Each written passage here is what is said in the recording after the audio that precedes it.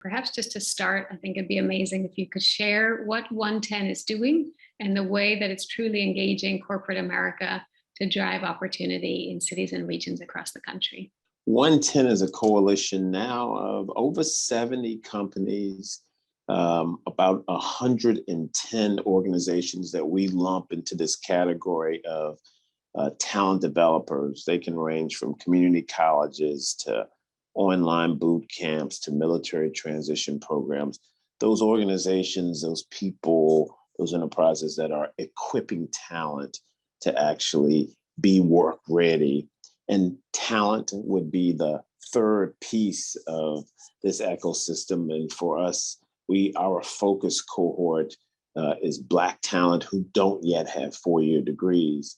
And then the final piece of the ecosystem, if you will, are organizations that can provide talent supports that we all need to thrive, whether it be coaches, or mentors, or transportation assistants, or housing, or mental wellness. What we try to do at OneTen is to knit those players together into a high-functioning team and pursue the ambition of hiring, promoting, and advancing 1 million Black talent who don't yet have a four-year degree into family-sustaining jobs and careers over the next 10 years.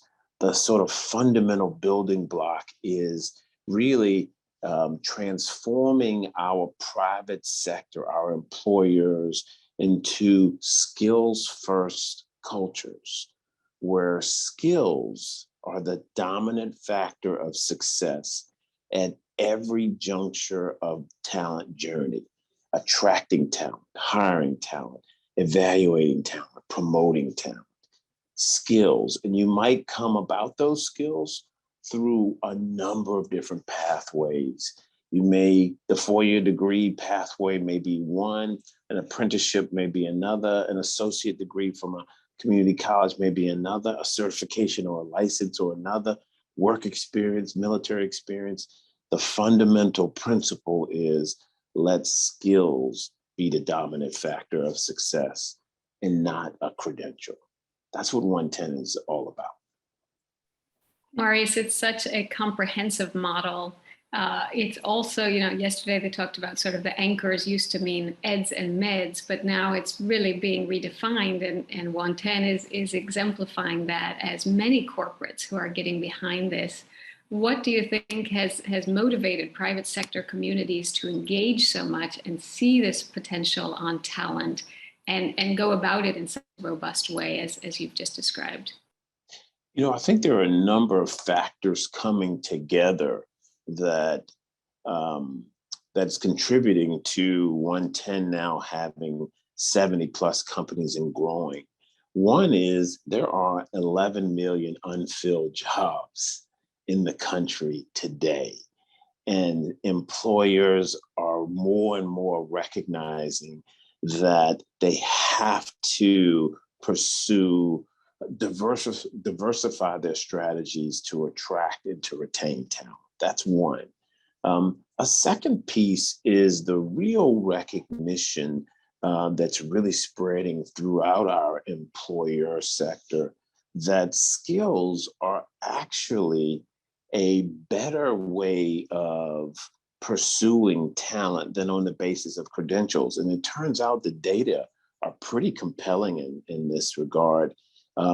If you look at skills versus experience, skills are actually 2.5 times better a predictor of success than hiring on the basis of experience. They're actually 5 times better at predicting success on the job than hiring on the basis of education. Then the last thing I wanted to highlight for us is we are really focused on Black talent without four-year degrees. And this real focus on the issue of access that has a focus cohort that's based on race is really based on looking at the data. If you look at the data now in our country, all jobs that pay, for example, $60,000 and above, what you find is on paper, 79% of all jobs paying 60,000 and more require a 4-year degree in order for you to compete. And yet, Black talent, ages 25 and above in the workforce today, 76% of us do not yet have a 4-year degree. And so what you're seeing is there is a systemic barrier in the form of a credential that's literally keeping folks from earning their way into the middle class in the country. And what the corporate leaders are recognizing more and more and are doing something about more and more is eliminating these business practices that are keeping them from attracting and retaining great talent that could help advance their businesses. All of these things are coming together to really motivate businesses from multiple sectors to lean into this skills first approach, not just eds and meds, but eds and meds and finance and retail and higher ed certainly is a big piece of that. But all businesses are seeing that a skills first approach is just good business when they're trying to fill all these jobs and they're leaving, genius literally on the sideline.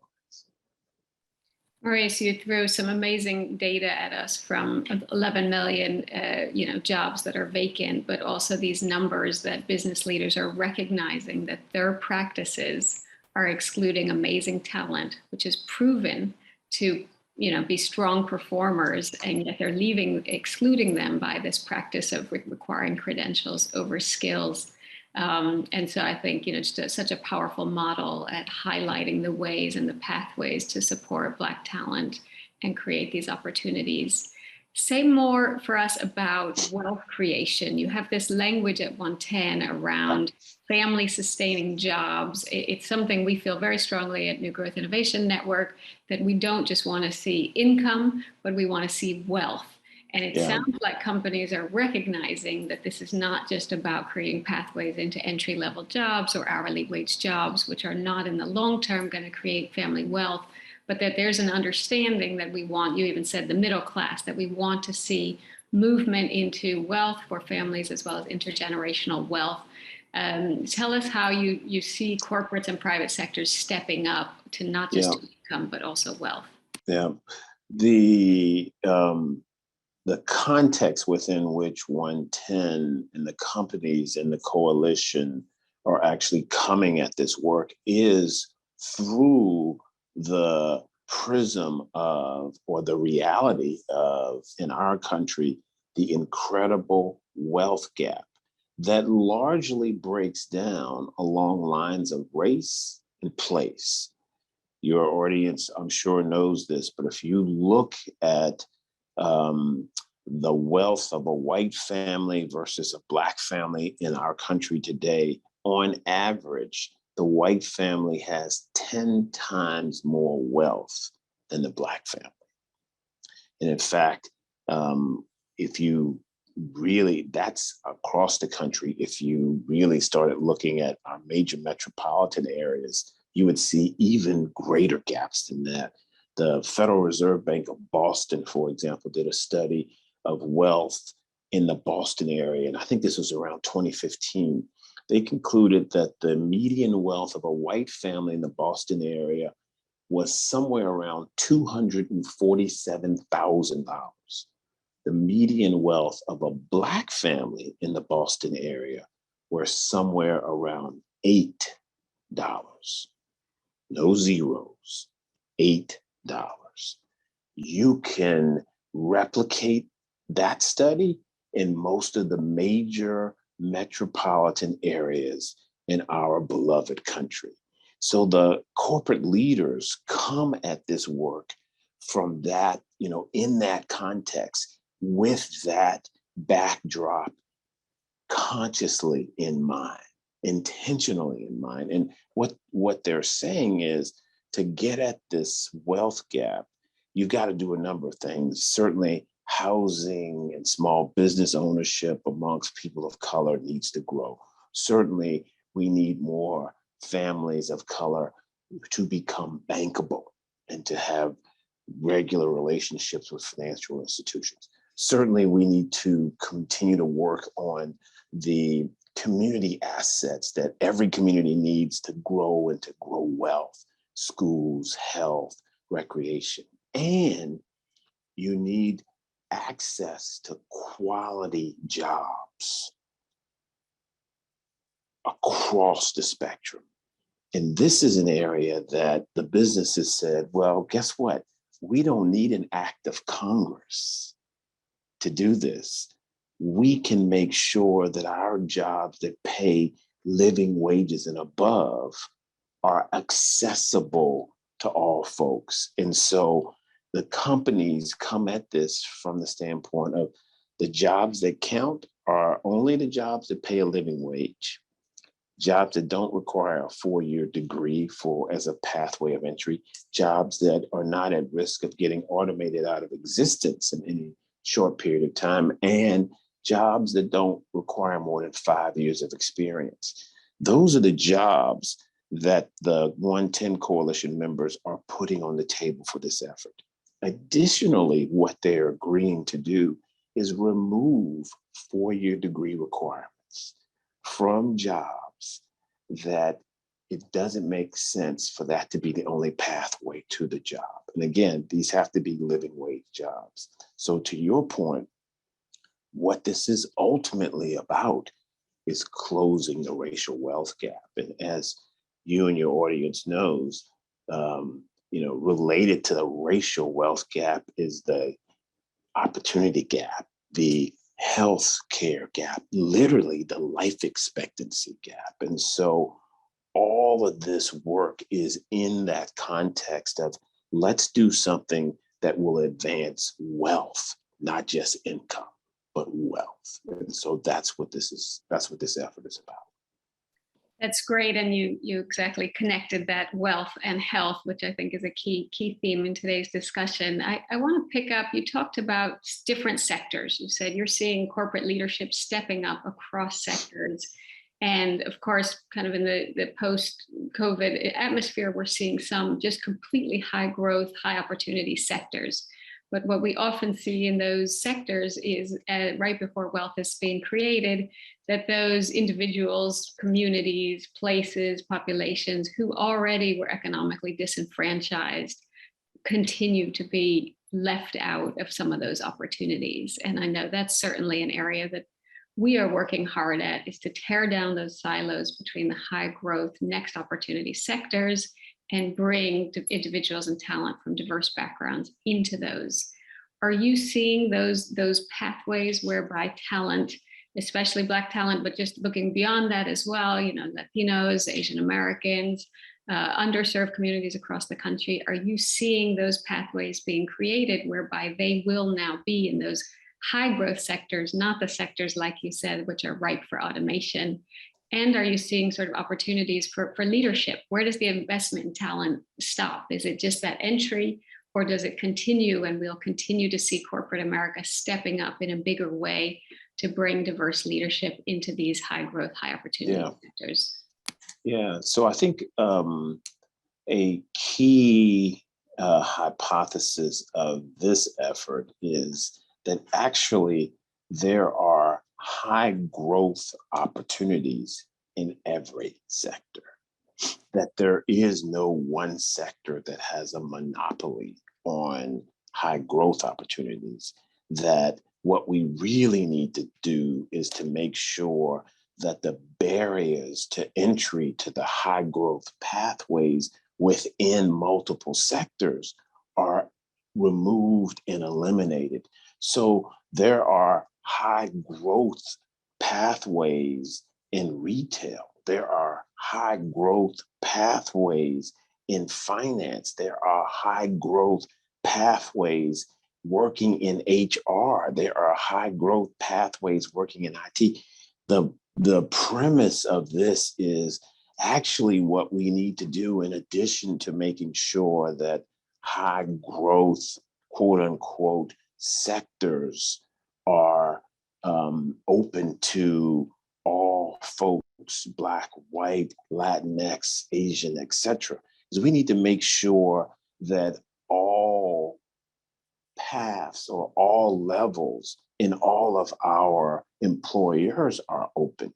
And so let me give you a data point on that. We looked at all of our companies back in May, and we were looking at the distribution of Black talent across the different levels, from entry level to CEO. What we discovered is that there are over 850,000 Black talent already in the companies. Remember, our goal is 1 million, right?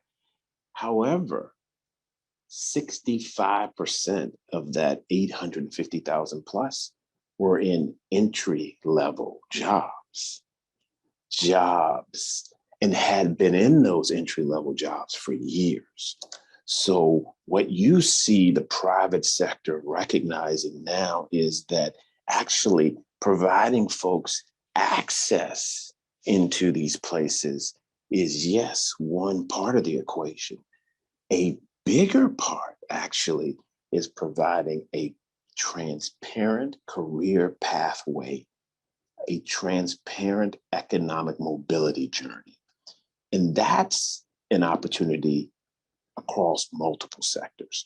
We want to make sure that Black talent and Latinx talent, white talent, and talent with 4-year degrees and talent without 4-year degrees have access to that.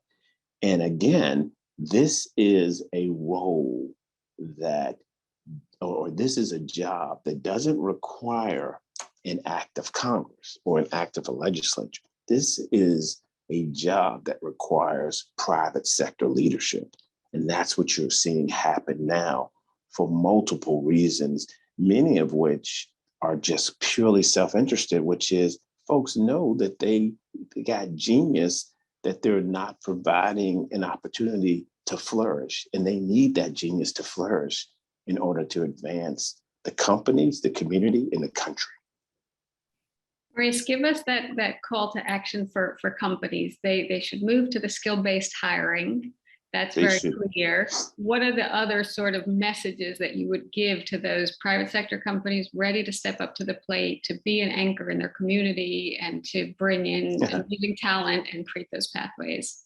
They should all become skills first hirers and promoters, establish and scale a skills first culture. By the way, they should all join OneTen. They should all also really look at their business practices and remove the barriers, visible and invisible, that are keeping everybody from having a chance to thrive, that are creating stratification of certain people with certain backgrounds as being the ones who can build wealth. And they should definitely have an intentional focus on communities of color, communities in rural areas, communities in low resource areas. And here's the other thing that I would say: use the fact that we are now able to make much of our employment opportunities virtual to reach out and consider the entire country as the place from which you can source supply. You can be in Salt Lake City, Utah, hiring a Black individual living in Atlanta. In fact, we've got companies in our coalition doing that. These are the things that our leaders amongst our companies in the OneTen coalition are doing. And these are the things that I hope others will emulate. If so, we will become a more perfect union as a result of it. Maurice, you opened by talking about the talent shortage. Of course, it is a very tight talent market right now, but we know there's some economic headwinds, and there's always those doubts. Will corporates, will anchors be different in a market where talent is not as in tight supply. What, in that vision that you just created, a less stratified environment where leadership opportunities are skills based and are bringing in the best American talent from across the country, bringing in diverse talent. What do we need to hold on to ensure that we don't go backwards or lose progress in years ahead if the labor market or the economy changes? Look, I think that what the pandemic and the previous recession and other jolts to our system have taught us is that we're only as strong as our weakest communities, which means that our companies need to really be embracing this notion that their jobs are to be anchor institutions, no matter how big or small, no matter what industry or not, because we are so interdependent on the welfare of one another. And so as companies are thinking about, okay, we may have a recession coming up, and I'm going to have to reduce cost in some way. Companies need to be thinking about the ability to make sure that all communities have some level of resilience, because the companies will need the talent from those communities. And so that should impact the sort of talent management strategies that our companies engage in. And our companies also should be thinking about the fact that they need to become, if they're not already, or advance their work in becoming a part of an ecosystem, right? Where they are partnering with the schools, the community-based organizations, the healthcare providers, people and organizations who can be mentors and coaches for their talent. All of that stuff is part of what it's going to require of all of our companies in order for them to continue to stay healthy, and their most important asset to weather storms, the people. So I want to give our audience heads up that I will just ask one more question, and then we will go to Q&A with everyone here. And so, Maurice, the last question is really just where we started. Robert Wood Johnson Foundation and Academy Health had this framing about how do we tap into worker voice and worker power with a focus on employee engagement and community action. And this language and this vision that when you engage the workers and when you create the space that their voice has power, you don't end up in scenarios like you described where, a huge amount of your diverse workforce is in an entry-level job and not progressing. But they also highlighted this notion around community action, that when we have diverse talent in positions of leadership, in high-paying jobs, that we're going to see benefits for our community, that the company can invest in community, that its place-based approaches might be strengthened. I'd love to hear sort of that vision, that imagination of what it looks like when OneTen succeeds, and in the years ahead when we have more diverse talent in leadership. How will companies respond to this worker voice and worker power, and how will communities see the difference? Yeah, let me answer that question this way. So I think what we have learned is that the most important ingredient for the success of the OneTen journey is not how great our tech platform will be, or not how great our literally on the ground and places will be in matching jobs and people.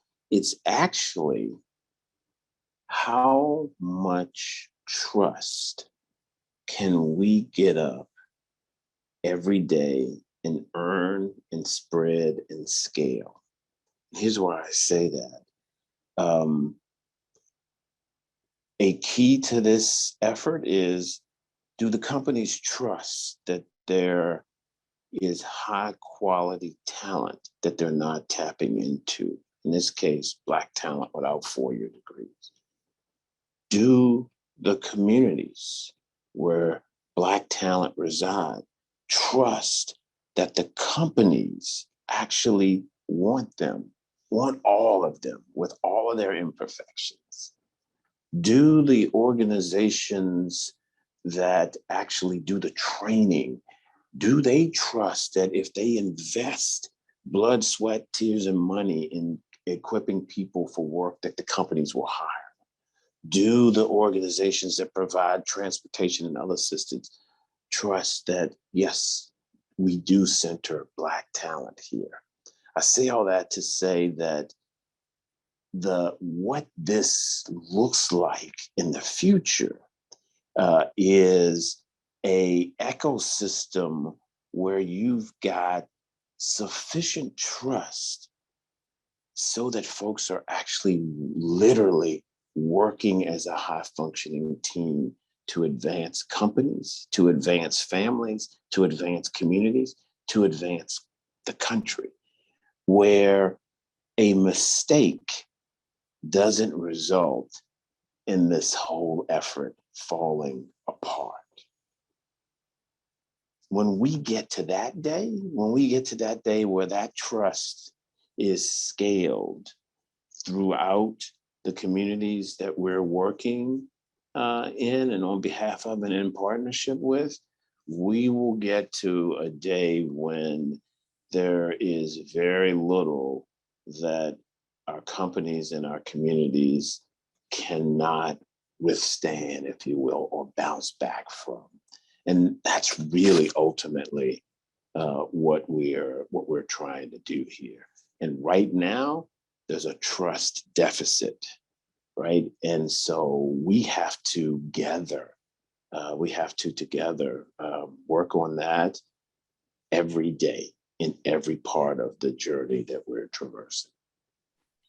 It's amazing. And I think so powerful to envision a scenario where we have corporate leaders standing up and rebuilding trust in communities and putting their trust in future talent, not because of a credential, but because of a recognition of the skills that individuals bring and an understanding that when that talent, diverse talent, is brought into the company is better for it, the teams are better for, the community is better for it. And I think you've painted a vision of, tearing down the racial wealth gap. You've painted a picture of better health in communities. And importantly, you've painted a picture of what's really possible for diverse talent, especially Black talent from OneTen's perspective, but I think for all talent, which is being economically disenfranchised right now and held back from economic opportunity for all the wrong reasons, for business processes, for mistrust. And you've painted a picture of what's possible if we do things differently.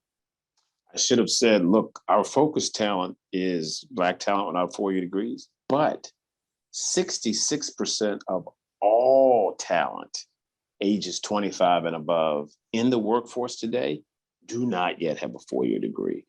Our hypothesis is we fix this issue for Black talent, we will be fixing this across the demographic spectrum for our country.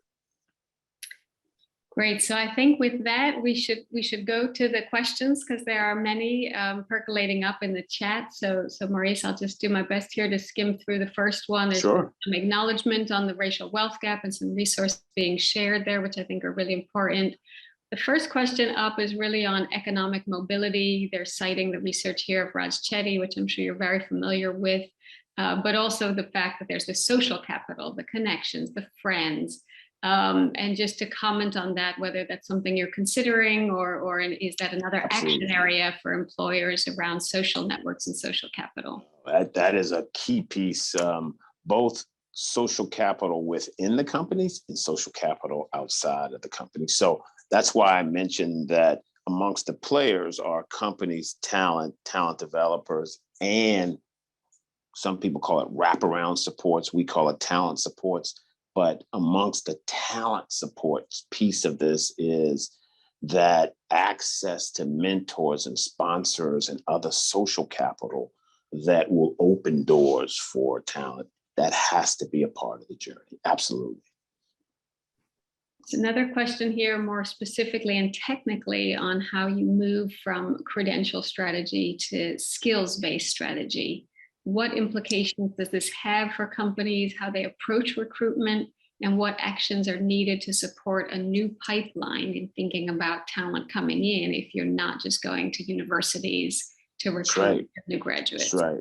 That's why when you look at our organizations that we're working with to help source talent for these companies, it's community colleges, it's online boot camps, it's apprenticeships, it's military experience, it's other work experience. There are a ton of other pipelines that companies can actually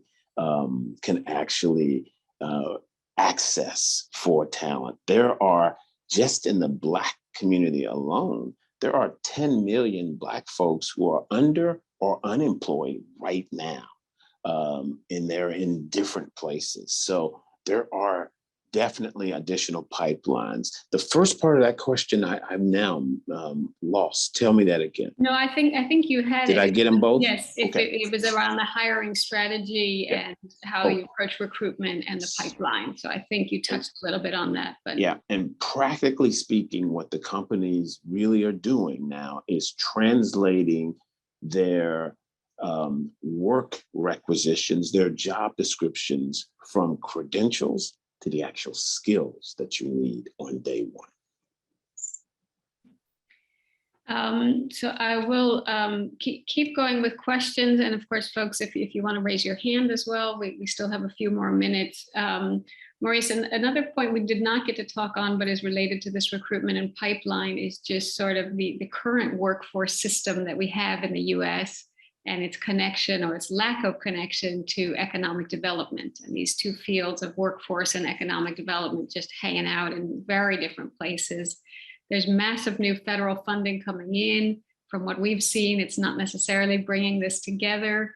Are you seeing ways the sector is changing? Are there things you would call on us to try and continue to support, to bring this closer together?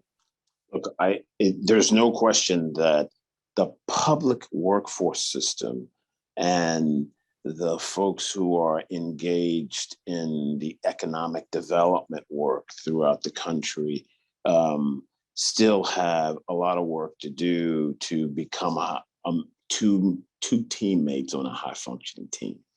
However, I do see them coming together largely because when a company decides they're going to come, or they're going to consider locating or growing jobs in a certain community, the first thing that they do their due diligence on is the workforce.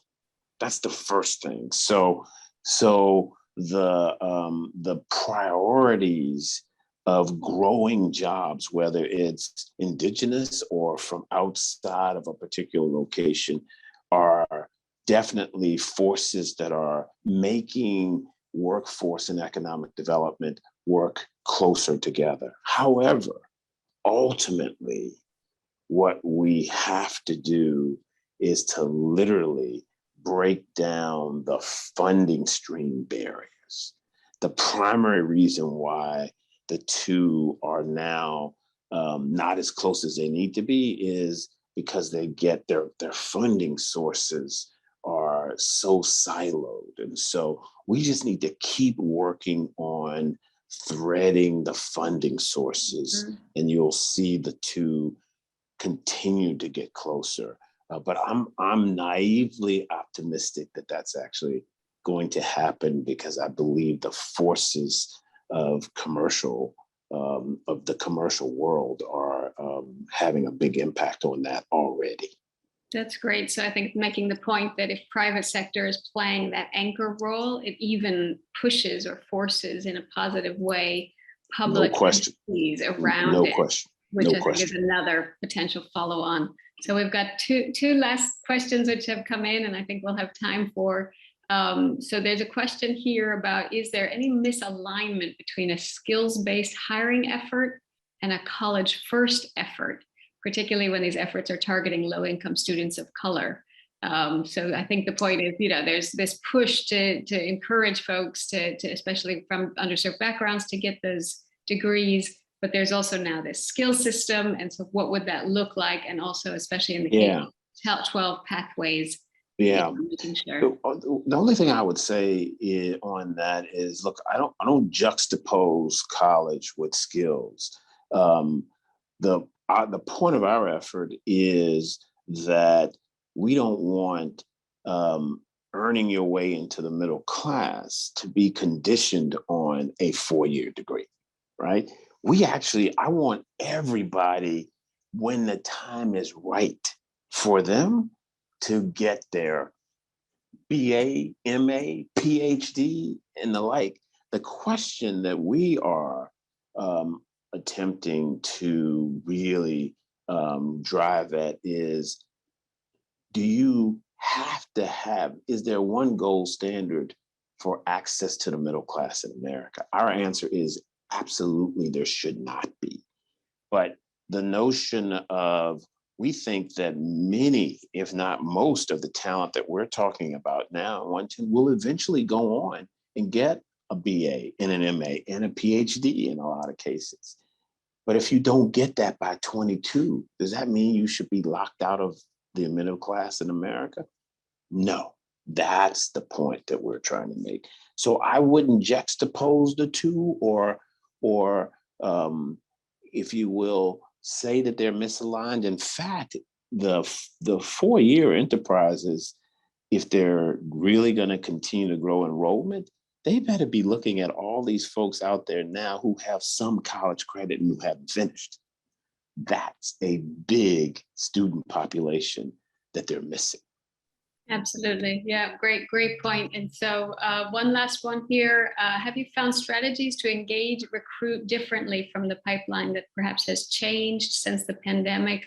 In particular, is there a place-based lens which is recognizing the roles of churches, neighborhood associations, and local, even though we are sort of in this virtual world? How do we think about place in a pipeline? All of the above. So our strategy is, we have a tech platform that can match talent and jobs all virtually. And we have a place-based strategy that's right now in about 26 metropolitan areas around the country, because of the fact that your audience member is hitting upon. In almost every place now, we still have to put together employers, talent developers, sources of talent, trusted confidants, and that work is inevitably place-based. And so I think place-based will continue to be a big piece of the solution here in making sure that we're building new friendships, new relationships, new teammates in places. That's a big piece of the work. Absolutely. This has been great, Maurice. I think your model has really inspired us. What's possible when corporates do things differently. It certainly sounds like there's a recognition that amazing talent, in particular diverse talent and Black talent, is being excluded.